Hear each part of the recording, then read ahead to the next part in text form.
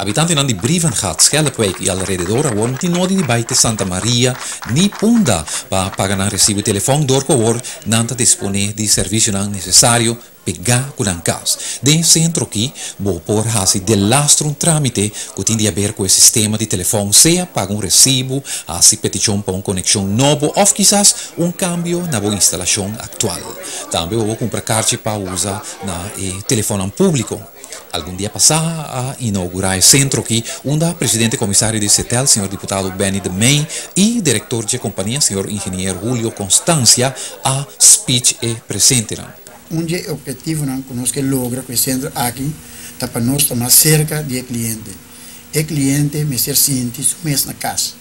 E me supor atender su costa de ambiente duche, sem perda de tempo. Mas nem me avisa no comissamento, nós está contente que nós podemos realizar o centro aqui para os clientes. E me por segurar você que você já lo sigue e tem conta com o desejo de seu cliente. Nós está para aqui na central de Brivengat, caminha CETEL para abrir centro de cliente novo. E maneira, fora de dia, nossa firma acordo de governação, 13 serviços mais cerca do pueblo, tá de prioridade do governo atual.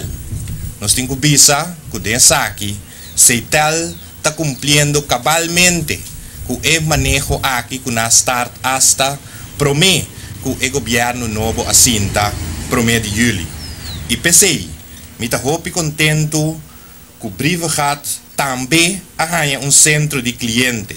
A parte do centro aqui, CETEL construiu também parque de telefone, parte para foco que vou por as chamadas seja localmente ou qualquer parte do mundo.